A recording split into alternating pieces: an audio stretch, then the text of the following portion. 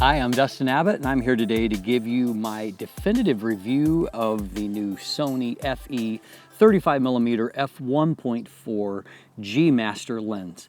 Now, the 35mm f1.4, like the 24mm f1.4, kind of falls on what I consider to be Sony's magic formula, and that is producing a lens that is optically excellent, high-performing, high-grade of build, while also managing to keep it nice and compact, and a true advantage over comparative lenses that we saw on DSLRs. And I think that was maybe the missing formula for a while, and that mirrorless started with mostly smaller sensors, and so everything was nice and compact. Everyone, that was kind of marketed as a chief advantage. Then we went through this phase to where once we started transitioning to full frame sensors and full frame professional grade lenses, it's as if manufacturers didn't know how to build both high grade for larger sensors and also keep them compact. Sony's figured it out though, and they have managed to consistently recently produce lenses that are, I think, relatively small, relative to what they are, but also managing to be very high performing. And so kudos to them for that great accomplishment for doing that. Now today we are doing the definitive review of this very essential lens, and so we're going to be hitting everything in detail, most notably the overall performance of the optics here.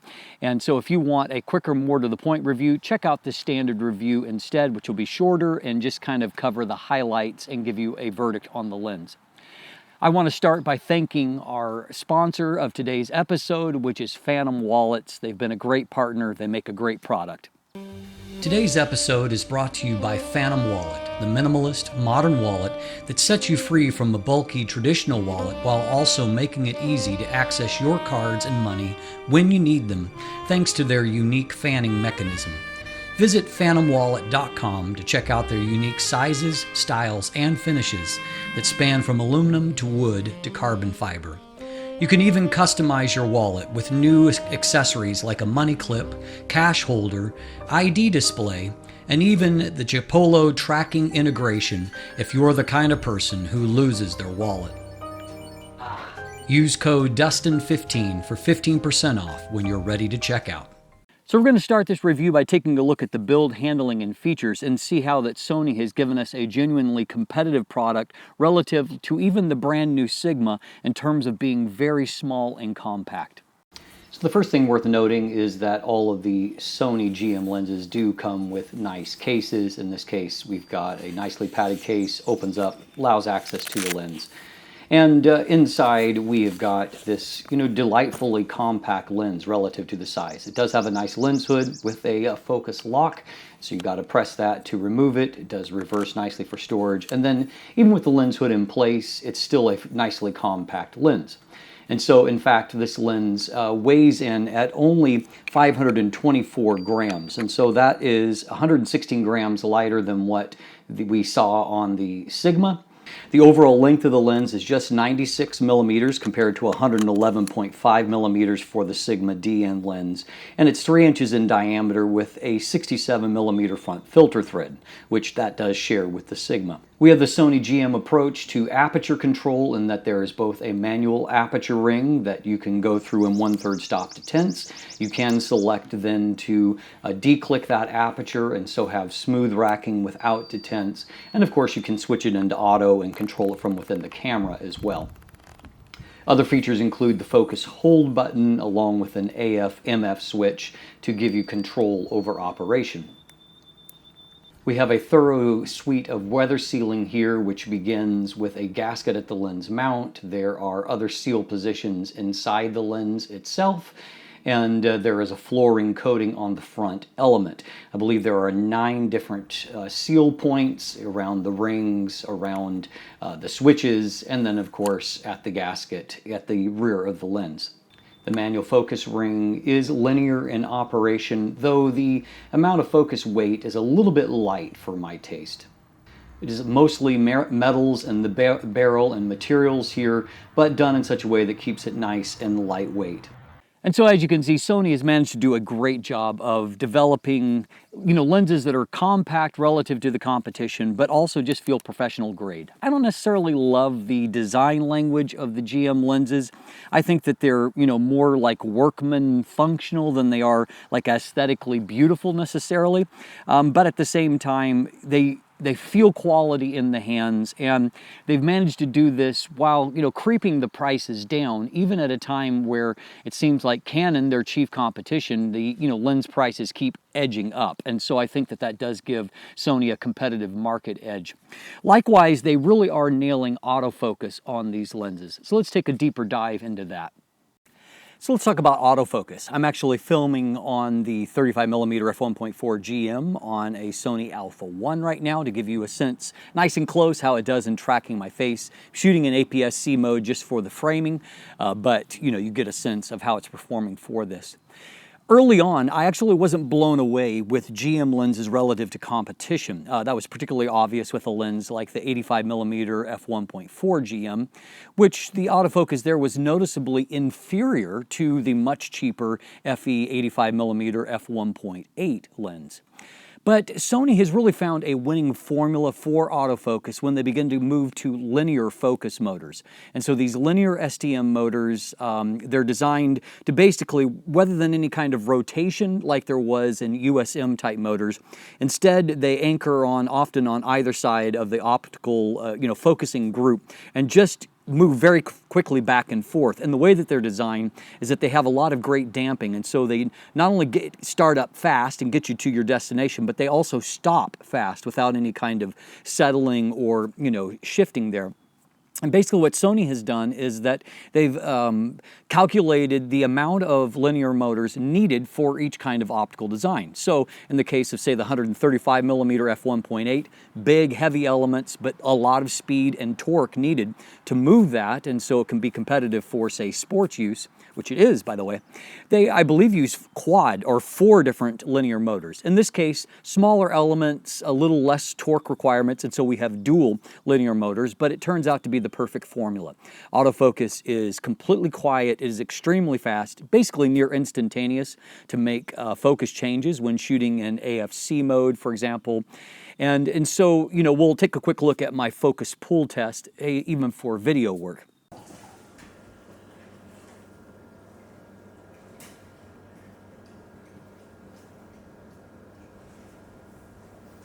And so you can see from the focus pull test that everything is very smooth. There's no settling, hunting, pulsing, any of those negative things. You have a little bit of a sense of inertia as it makes big focus changes, but no actual sound associated with. All you hear is environmental sound. So obviously that's awesome.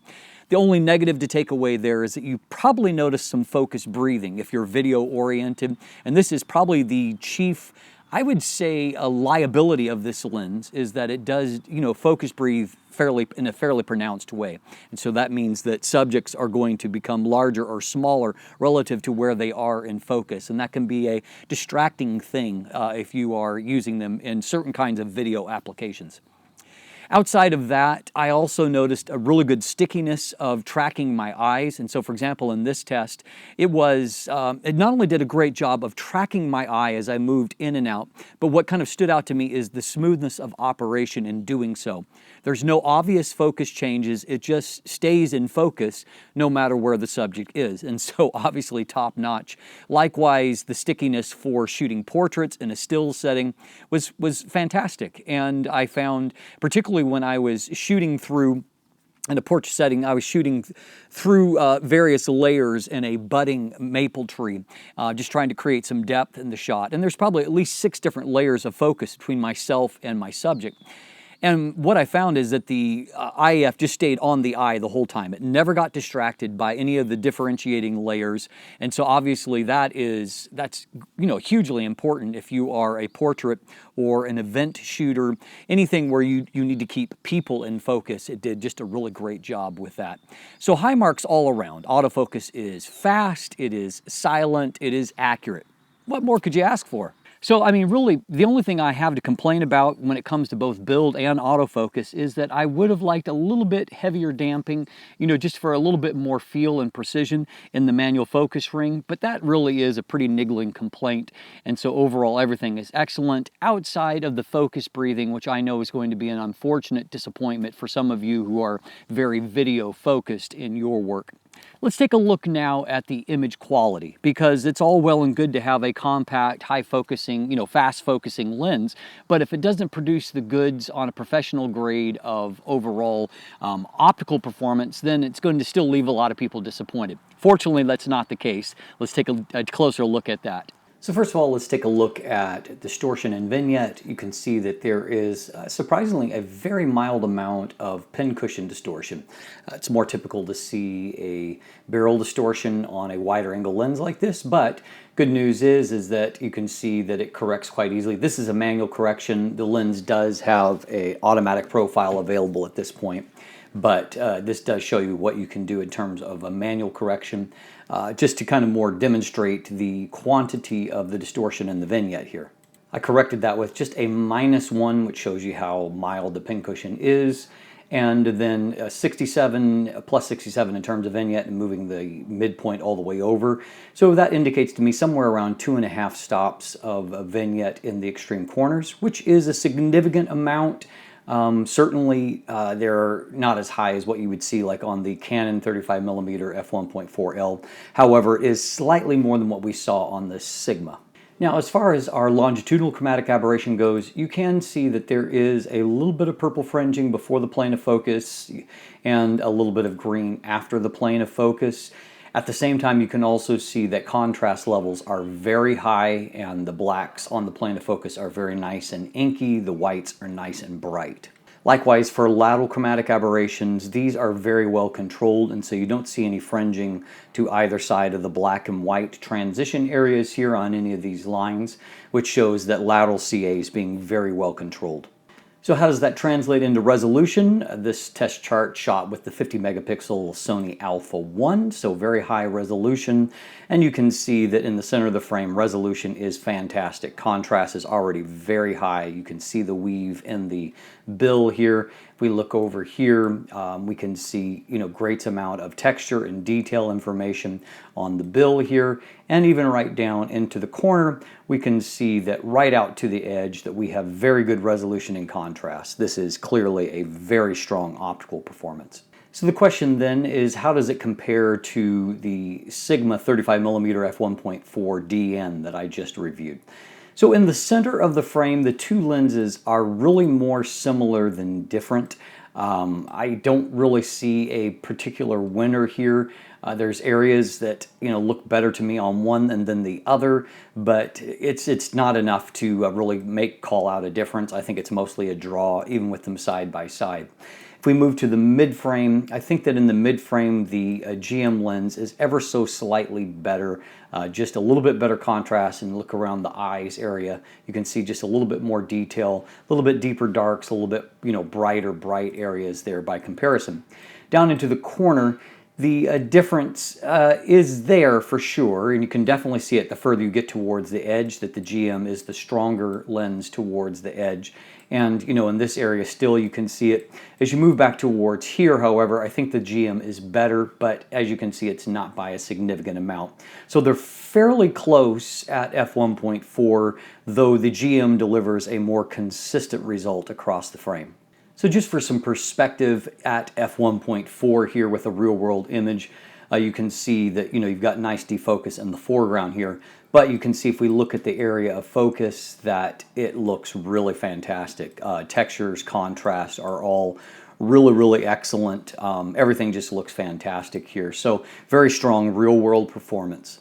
In fact, if I compare these two images side by side, where I shot them f1.4 and then at f5.6, you would certainly think that the f5.6 image would be, you know, obviously better. In this case, in the center of the frame, it's not really. And if we move off towards the edge of the frame, you know, the f5.6 is ever so slightly better in terms of contrast here towards the edge. And you can see maybe just a little more detail on the boards, but it is certainly not night and day. The GM lens is giving you just really fantastic sharpness right from f1.4 on. Another real world image here, you can see that, detail at the center of the frame here, the area of focus is really excellent. I did want to point out, however, that in this particular image you can see a little bit of lateral chromatic aberration, a little bit of fringing that you could remove, but it certainly is there and noticeable in this kind of extreme situation. Here's another image. It just kind of gives us some perspective between f1.4 and f5.6. So focus area being this little lighthouse here. And as you can see, the truth of the matter is that there's not much of a difference to be seen between f1.4 and f5.6 in our real world shooting. I mean, both of them just look fantastic and not particularly different. So we'll go back to our charts and see as we stop down if we start to see a difference. So the first, mild stop down between f1.4 and f1.8, you've got a really, really mild contrast boost that, you can see, but only if you're looking really close at this. They're still quite close in performance. F2 gives us a little bit more boost here in the corners in terms of our contrast and just a little bit, sharper delineation of some of these textures on the bill. Moving on to f2.8. And you can see a little bit more still, just a little bit sharper delineation on the bill, but we're reaching very close to peak performance here already. At f4, you can see that the detail is really fabulous here in the corners, and looking back to the mid frame, it looks really excellent. Let's pop down here and see how Winston looks. You can see all the little, bits of dots of ink there in the face. But then as you look at Parliament buildings here, they look really, fantastic. Just great results. And the Queen is looking great here. You can just see a little bit more contrast, like in the hair that shows up, and a little more definition in the lines of the print that show up in the, stop down image. But again, it's not night and day. Even at f1.4, you're not far off peak performance.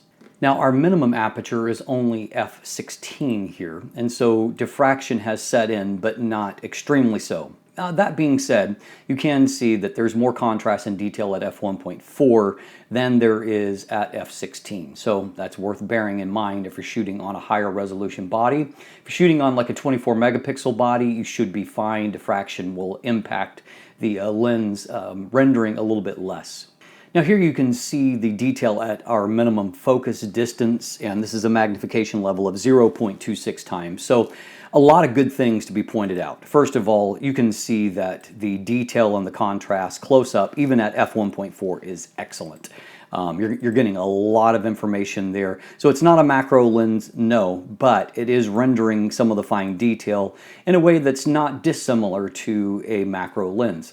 The other thing that's worth noting, though, is how flat the plane of focus is, and I'm more surprised by that, in that we can see that, we're both sharp in the center, but then also here in the edge, it looks very good, and you cannot really see any kind of field curvature or, there's no barrel distortion. Barrel distortion being a greater enemy to this kind of image up close, for sure. Now this is certainly an area where the GM lens shines in comparison to the Sigma DN lens. First of all, you can see that the level of magnification is significantly higher.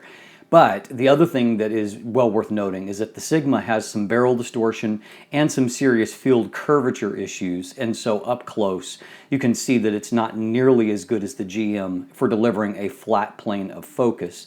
And so, it's just not nearly as useful. The figure is lower, but then the image quality is not as good either. Now here's a real-world image to show you just how close you can get with that kind of magnification, which as you can see is very close.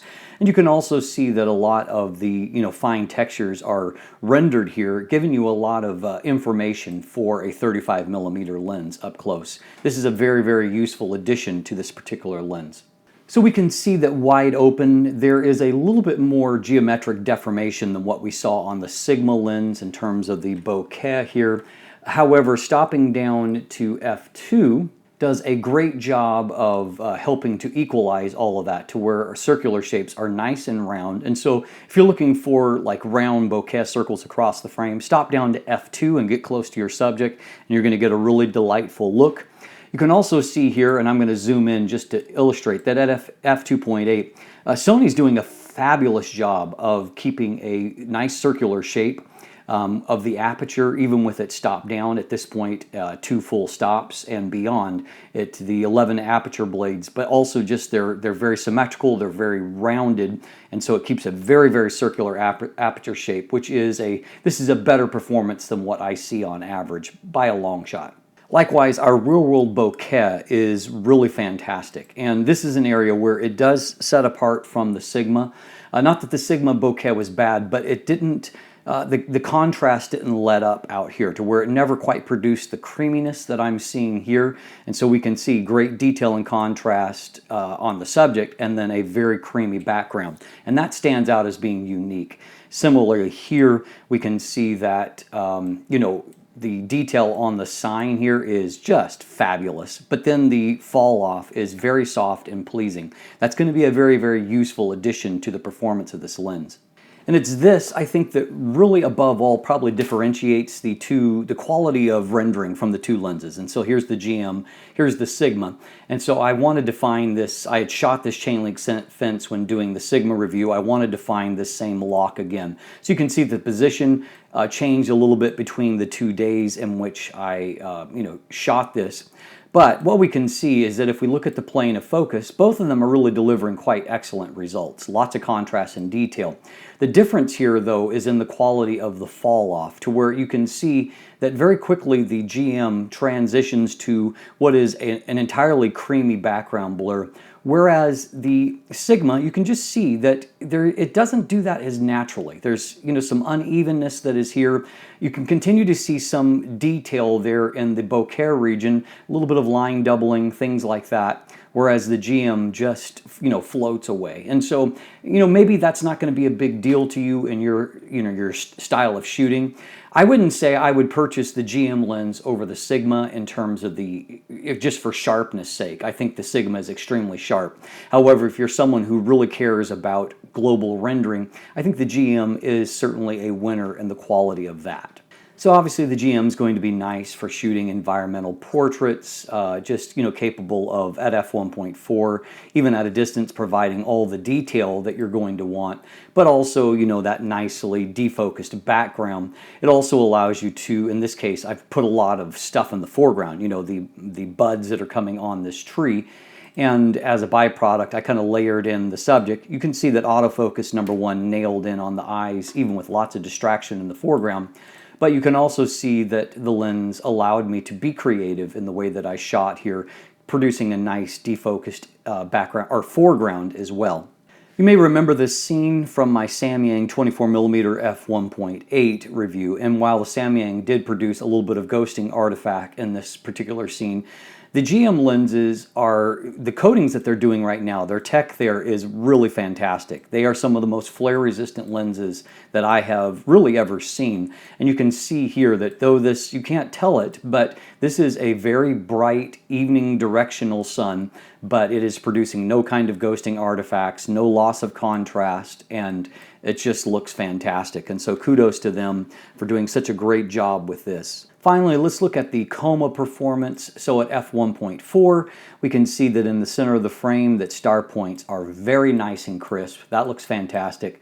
If we move off to the edge of the frame, however, they're also quite good. They're not as geometrically perfect as what they are in the center of the frame, but coma is really well controlled, and even if we go to 200%, and look a little bit more critically, you can still see that there's not really wings, they're not becoming overly stretched out or elongated, but everything still looks quite good, no matter where you look on the frame. And so, kudos to Sony. They've really dealt with basically all the issues. My only criticism is, there's certainly a moderately heavy amount of vignette, and then there is still a little bit of uncorrected longitudinal chromatic aberration.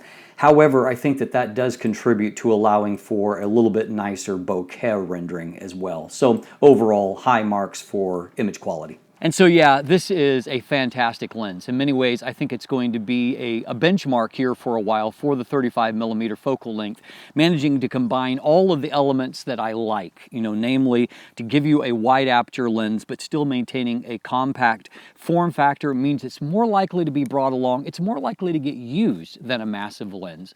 But beyond that, we also have amazing image quality that manages to do both things. And not a lot of lenses nail that to where it has great contrast, well corrected even at f1.4, but also manages to have really creamy, soft bokeh. And as I said, that's a feat that just few lenses and few lens makers manage to pull off. And so I believe that Sony has done a pretty fantastic job of accomplishing that here. And so I give them really high marks for that.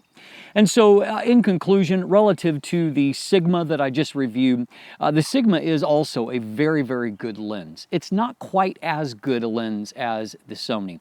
For one thing, it's larger and heavier. Number two, it doesn't have as nice of overall rendering as does what the Sony lens does. It also isn't as good up close, and it has much lower magnification. And so, you know, these may be big things to you. They may be, you know, inconsequential. And if they're inconsequential, you can save $500 by purchasing the Sigma over the GM lens. But at $1,399 US, this is not an inexpensive lens. However, relative to true competing lenses, you know, for example, the Canon 35 f1.4 L Mark II that I really, really love, I paid around $2,000 US for. And so this lens is just as good as that lens, better in some ways, and it's a whole lot less expensive. And so, you know, I think that relative to, you know, pro-grade competition, I think Sony has marketed and priced this at a very competitive price point. And so, I mean, I have very little to criticize here overall. I think that Sony has delivered another fantastic lens, and it follows in the vein of the 24mm f1.4, the 135mm f1.8, as being some of Sony's best lenses they have ever made. And that, of course, means that this is, for many buyers, going to be a must-have lens for the collection. I'm Dustin Abbott, and if you'll look in the description down below, you can find linkage to my full text review. If you prefer that format, there's also linkage to an image gallery if you want to look at more of these photos, beautiful photos, because it's a beautiful lens. You can check those out there. There's also buying links if you'd like to purchase one for yourself. There's linkage there to purchase some merch. There's lots of great options there if you want to check those out. And of course, beyond that, linkage to follow me on social media, to become a patron, to sign up for my newsletter that comes out every Thursday. And if you haven't already, please click that subscribe button right here on YouTube. Thanks for watching. Have a great day, and let the light in.